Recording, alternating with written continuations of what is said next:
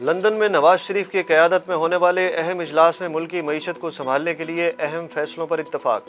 نون league کے قائد نواز شریف نے کہا ہے کہ عوام پر کم سے کم بوجھ ڈالنے کی حکمت عملی بنائی جائے، آئینی اصلاحات کا عمل جلد از جلد مکمل کیا جائے۔ مریم اورنگزیب کہتی ہیں اتحادی جماعتوں کو اعتماد میں لیا جائے گا۔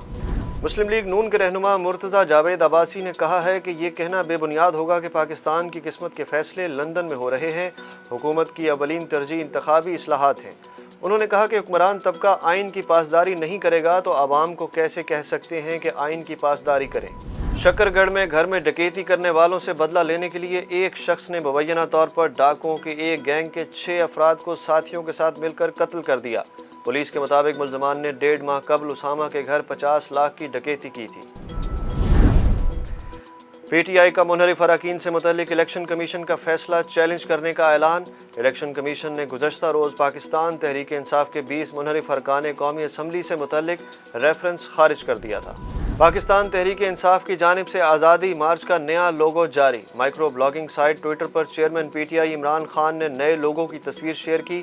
آزادی مارچ کے لوگو میں ہاتھ میں لگی ہتھ کڑی ٹوٹتی ہوئی دکھائی گئی ہے۔ عمران خان نے تصویر شیئر کرتے ہوئے لکھا کہ یہ ہمارے آزادی مارچ کا نشان ہے۔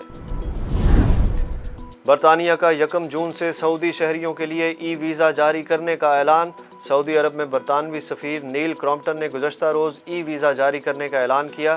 برطانوی سفیر کے مطابق سعودی شہری الیکٹرانک ویزا کے لیے اب آن لائن درخواست بھی دے سکیں گے۔ محکمہ موسمیات کی جانب سے پنجاب میں 15 مئی تک ہیٹ ویو جاری رہنے کی پیش گوئی۔ ملک کے بیشتر علاقوں میں موسم آج بھی گرم اور خشک رہے گا۔ محکمہ موسمیات کے مطابق کراچی میں آج موسم گرم اور مرطوب رہے گا، جبکہ کل جمعہ اور ہفتہ گرمی کی شدت میں اضافہ ہو سکتا ہے۔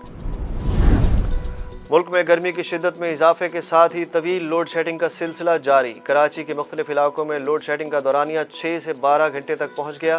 حیدرآباد، سکھر، نواب شاہ سمیت سندھ، پنجاب، خیبر پختونخوا اور بلوچستان کے کئی شہروں میں بھی لوڈ شیڈنگ کے باعث شہریوں کو مشکلات کا سامنا۔